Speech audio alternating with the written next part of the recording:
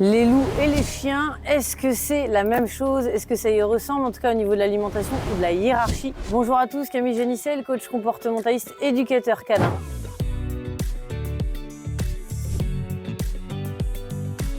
Auteure, conférencière et formatrice, et aujourd'hui je suis à Cerzat et avec Charlène. Bonjour. Avec les loups arctiques. Et qu'est-ce que tu viens de faire là, Charlène, avec les loups? En fait, c'est quoi qu'on le donne à manger? Je viens de leur donner un petit goûter. Donc je leur ai donné du cœur de bœuf et des croquettes pour chiens, en fait, des croquettes de carnivores. Alors les croquettes, ça va servir comme un enrichissement alimentaire puisqu'elles vont être dispersées un petit peu partout. Et justement, comme on le voit derrière, ils vont se mettre à rechercher la nourriture. Donc c'est vraiment pour pouvoir conserver les comportements naturels. De chasse, un petit peu comme s'ils étaient en train de chercher, de sentir. Ok, c'est cool. Et aussi, je leur ai donné une pomme, alors parce que les loups, ce sont des carnivores opportunistes, donc c'est-à-dire que s'ils ne trouvent pas de viande, ils vont manger tout ce qu'ils vont trouver. Ouais. Puis la pomme, ils aiment bien puisque ça fait une balle, donc ils peuvent jouer avec, donc ils aiment bien. Ils jouent avec. Pour les chiens, c'est pareil, hein. Vous pouvez donner exactement la même chose. Hein. Avec un chien, ils vont jouer avec la pomme, ils vont aussi la manger. Alors évidemment, s'ils n'ont pas trop l'habitude de manger des fruits, s'ils sont toujours que croquettes et que vous donnez plein de pommes d'un coup, attention, ils peuvent avoir mal au ventre, ça peut être dangereux. C'est comme tout, il faut faire un petit peu de temps en temps. Et qu'est-ce qu'on leur donne là du coup comme alimentation alors? Alors donc nous on leur donne du cœur de bœuf, on leur donne aussi du poulet, on leur donne aussi aussi d'autres parties du bœuf, hein. Ouais. Donc les côtes, on leur donne vraiment. Pour varier. En fait, on va varier, voilà. On va varier un maximum et ensuite on va surtout varier en fait la viande rouge et la viande blanche. Okay. Pour qu'ils aient donc les éléments complémentaires dans leur ration. Parce que les deux n'apportent pas la même chose en fait. Les deux ne vont pas apporter la même chose. Et donc au Cerzat, nos loups, ils ont 2 jours de jeûne. Donc c'est des jours où ils vont pas manger puisque dans la nature, ils vont pas manger tous les jours. Donc c'est pour ça qu'ils vont avoir 2 jours de jeûne. Ok, mais ça c'est chouette parce qu'on respecte vraiment la nature. Et ils n'ont pas faim pendant ces 2 jours de jeûne, ça paraît être... Alors bien, ils peuvent, mais c'est vraiment pour pouvoir faciliter en fait la digestion. D'accord. Mais donc dans la nature, des fois ils sont amenés à ne pas manger pendant plusieurs jours. C'est sûr. Donc non, ils n'ont pas spécialement... Il y a beaucoup de personnes qui vont faire exactement la même chose pour les chiens d'ailleurs, où on va les nourrir vraiment ce qu'on appelle avec de l'alimentation naturelle, ce qu'ils mangeraient dans la nature, donc de la viande, du barf ou des choses comme ça. Et en réalité, on peut respecter le fait de leur donner à manger un petit peu tous les jours et qu'il y ait d'autres jours où on n'est pas, ils mangent pas. Certains le font, moi je pense que quand même, comme ils s'ennuient beaucoup, le mieux c'est quand même de les nourrir matin et soir au maximum. Mais voilà, c'est toujours agréable de peut-être espacer un petit peu. En tout cas, on n'est pas obligé de nourrir tout le temps.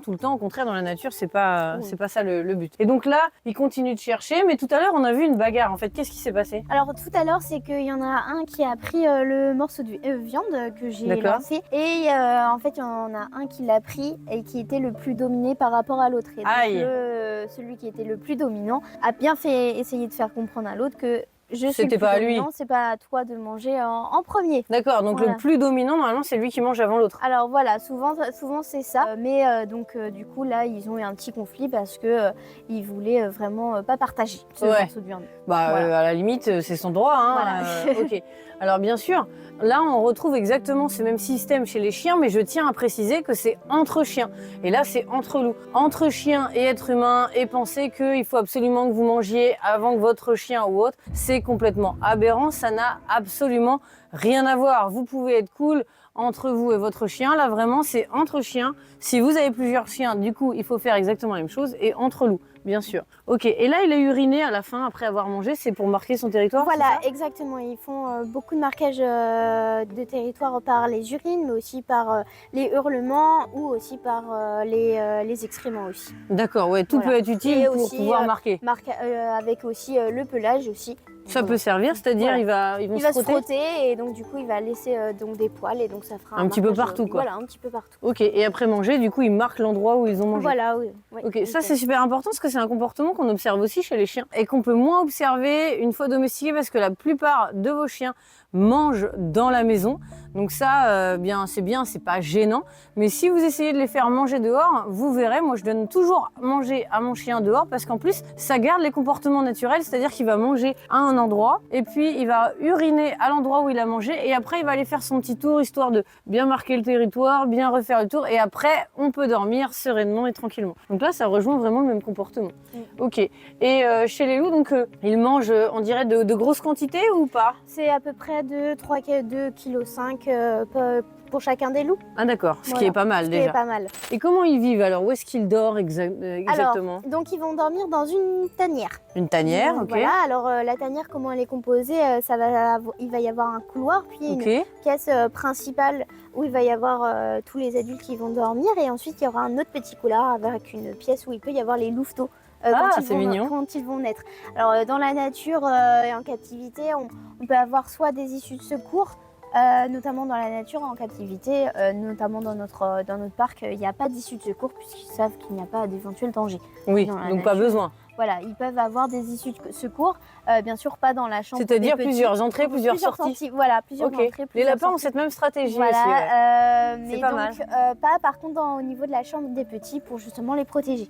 D'accord, voilà. Oui, ok. Ah oui, il y a vraiment une logique. Et donc, vous y allez de temps en temps dans cette tanière ou Alors, on y va juste pour sexer les petits, sinon on n'y va jamais, c'est leur endroit, on les laisse tranquilles. Ah ça c'est chouette pour eux. Voilà. Même, c'est-à-dire en captivité, ils ne sont pas embêtés par des êtres humains dans la tanière ou des choses comme ça. Nous on veut qu'ils soient le plus sauvages possible et donc on y va très peu dans leur enclos. D'accord, voilà. Ok, je vois qu'il y en a un là qui a l'oreille un peu blessée, c'est quoi? Alors, ça a pu être une petite bagarre entre eux. Ça arrive.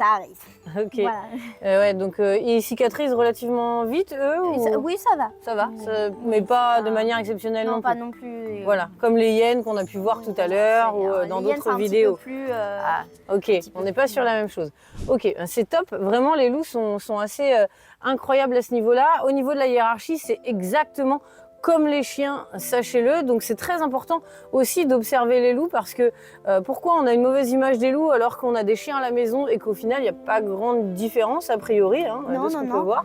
D'accord. Et est-ce que chez les loups aussi, ils utilisent des comportements d'apaisement? C'est-à-dire que quand on regarde ailleurs, ils préfèrent que quand on les fixe dans les yeux ou pas? Oui, voilà, ils ont certains comportements d'apaisement, mais même entre eux en fait.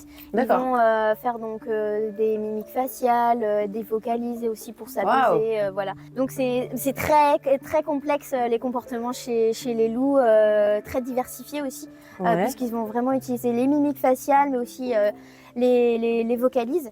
Le fameux hurlement du loup. Voilà. Alors, à quoi il sert celui-là? Alors, en fait, déjà, il faut savoir que chacun des loups a un hurlement unique.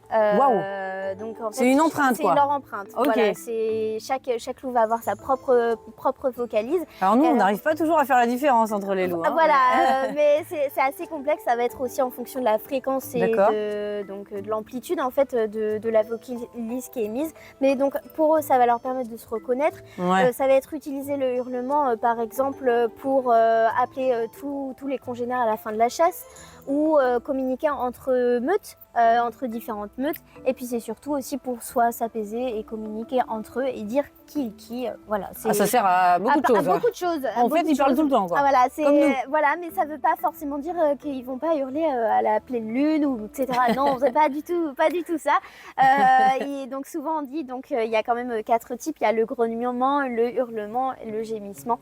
Et enfin, il y en a une dernière. Je me souviens plus. Vraiment, il y en a 3 vraiment chez très importantes en tous les cas. Mais le hurlement fait partie des plus importantes chez les loups. D'accord, oui, je pense que c'est celle que tout le monde retient. C'est le principal. Oui. D'accord. Alors, en effet, c'est top de le savoir et que ça n'a rien à voir avec de l'agressivité, on est d'accord? Non, ça dépend de la situation. En fait, les hurlements vont arriver en fonction des facteurs environnementaux et des comportements de chacun. Donc, il faut prendre en compte les comportements de chacun et des facteurs avant de tirer une conclusion. Voilà, bien sûr, comme à chaque fois, attention aux préjugés, attention à ce qu'on vous a mis dans la tête parce que c'est pas forcément la réalité.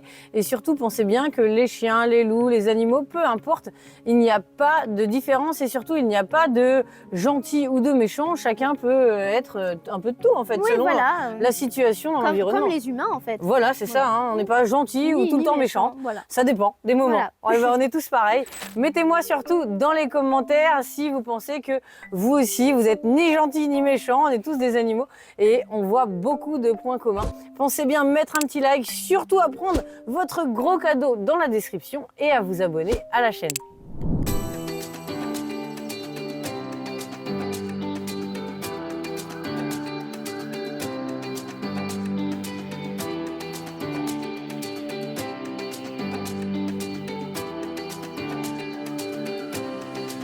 Ciao.